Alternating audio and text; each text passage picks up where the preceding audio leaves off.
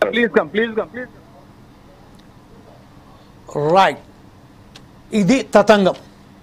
ఇతను మాట్లాడిన తీరు ఒక సిఐతోని మాట్లాడుతున్న సమయంలోనే ఎవరినైనా అరెస్టు చేసే అధికారం నాకు చట్టం కల్పించింది అని చెప్తున్నారు.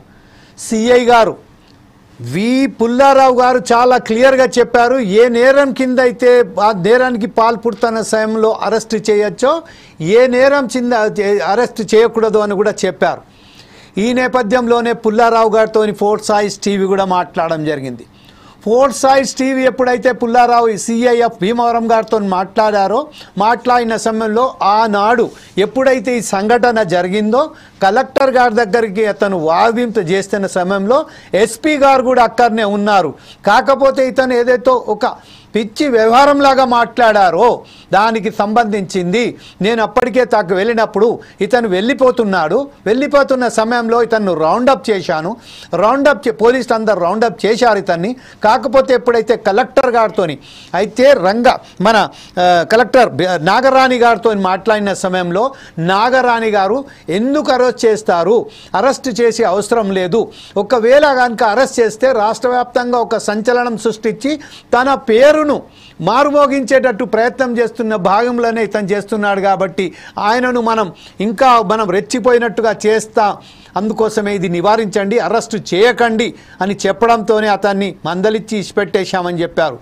ఆ మందలించి ఇచ్చిపెట్టడమే ఈరోజు హైదరాబాద్కు సంబంధించి వచ్చి హైదరాబాదులో ఒక ప్రైస్ట్ మీద, అంటే దేవాలయాలకు సంబంధించిన చిల్పూర్ బాలాజీ టెంపుల్కు సంబంధించిన ఎవరైతే ఆచార్యుల వారు ఉన్నారో వారి మీదకి కూడా వెళ్ళడం జరిగింది. వెళ్ళిన తర్వాత అలా వాగ్విదాం జరిగింది. ఒక్కసారి మాట్లాడింది ఈ విషయంపై. ఒక్కసారి మనం విహెచ్పి నేత అలాగే బీజేపీ నాయకుడైనట్టు విశాఖపట్నం సంబంధించిన spokes person of BJP mister Phanendra గారు మనతో ఉన్నారు. ఫణేంద్ర గారితో మాట్లాడి వాస్తవానికి ఇలా చేయొచ్చా, దీనికి అందరి కారణం ఏంది, రామరాజ్యం వ్యస్థాపకుడు అని చెప్తున్న ఈ విషయం, ఈ మనిషి అసలు ఎవరు అనే తెలుసుకోవడానికి ప్రయత్నం చేద్దాం. Phanendar garu, welcome to the fourth side TV అండి. నమస్తే. అరే, ఇప్పుడు ప్రస్తుతం వీరరాఘరెడ్డి గారు ఏదైతే మాట్లాడో అది మీరు విన్నారు. ఒక సిఐతో ఎలా వాగ్విధానం చెప్పారు విన్నారు. అలాగే అతను ఇక్కడికి వచ్చి మన రంగరాజన్ గారి మీద దాడి చేసిన ఘటనకు సంబంధించిన కూడా పూర్తి వివరాలు మీకు తెలుసు. దీని మీద మీరు ఎలా స్పందిస్తారండి? నమస్తే. ముందుగా ప్యానల్ ఉన్న పెద్దలందరికీ కూడా నమస్కారం తెలియజేస్తున్నాను. ఇంత చక్కటి అంశంపై ఈ రోజున మళ్ళీ 4 Seats టీవీలో రావడం అనేది నాకు చాలా ఆనందదాయకంగా ఉంది.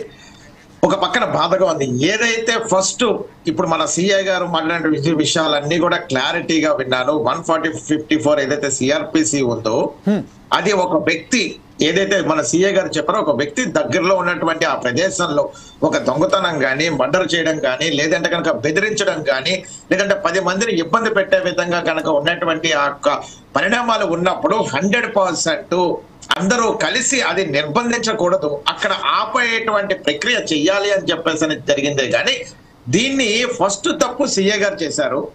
రెండో తప్పు చేసినటువంటి వ్యక్తి అక్కడ ఉన్నటువంటి కలెక్టర్ గారు.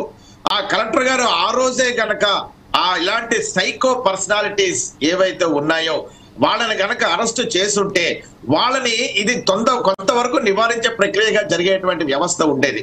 ఈ రోజు తెలియనటువంటి చట్టాన్ని ఈ యొక్క లా పుస్తకాన్ని చదువుకుని ఈ రోజున ఇష్టానుసారంగా ఇష్టం వచ్చినట్లుగా వాళ్ళ యొక్క వ్యవస్థని చేతుల్లో తీసుకున్నప్పుడు వాళ్ళ యొక్క మానసిక స్థితిని కనుక ఆ రోజే కనుక కలెక్టర్ గారు కానీ సిపి గారు కానీ అక్కడ ఉన్నటువంటి వ్యవస్థ సిఐ గారు కానీ ప్రత్యక్ష మాట్లాడారు. కాబట్టి ఆ వ్యవస్థ మీద కూలంకోసంగా కనుక ఆ యొక్క వీర రాఘవరెడ్డిని కనుక అబ్జర్వేషన్ కనుక పెట్టుంటే ఈ రోజున ఇలాంటి పరిస్థితి ఏర్పడేది కాదు.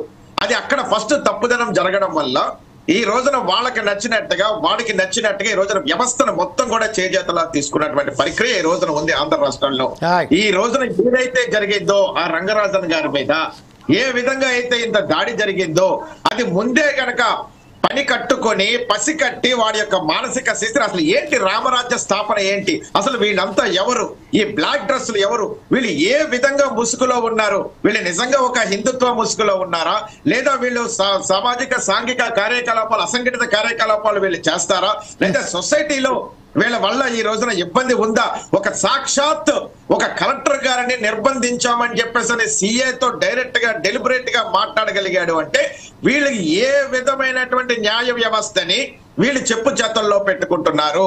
వాళ్ళు మాట్లాడినటువంటి మాటల్లో ప్రధానమంత్రి గారు నాకు లెక్కలేదు, అదే రాష్ట్రపతి గారు నాకు లెక్కలేదు, అదే విధంగా ప్రత్యేకమైనటువంటి జడ్జిలు కానీ కోర్టులు కానీ న్యాయ వ్యవస్థ కానీ ప్రభుత్వ వ్యవస్థలన్నిటినీ కూడా నా చేతుల్లో ఉంది అని చెప్పేసి ఏదైతే సోషల్ మీడియాలో వాళ్ళు రిలీజ్ చేశారో, ఏదైతే నేను అందరికీ నేనే ఒక దేవుణ్ణి అని చెప్పుకుంటూ మాట్లాడాడో, ఆ రోజే సోషల్ మీడియాలో కనుక ఇలాంటివి చూసినటువంటి మన వాళ్ళు కానీ, ఈ యొక్క డిసిప్లిన్ కమిటీస్ కానీ, అదే విధంగా పోలీసు వ్యవస్థ కానీ, మీడియా వ్యవస్థ ద్వారా బయటకు వచ్చినప్పుడు ఈ వ్యవస్థను ముందుగానే పట్టింపు చేసి గనక అరెస్ట్ చేస్తుంటే ఈ రోజున ఇలాంటి దుర్ఘటన జరిగి ఉండకపోదు అని చెప్పేసి మేము ముఖంగా తెలియజేస్తున్నాం. రైట్,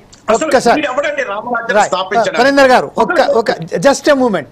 అక్కడ మనకు కుంభమేళా నుంచి వెళ్ళి విహెచ్పి నాయకునైనట్టి కరీంనగర్ బాధ్యులు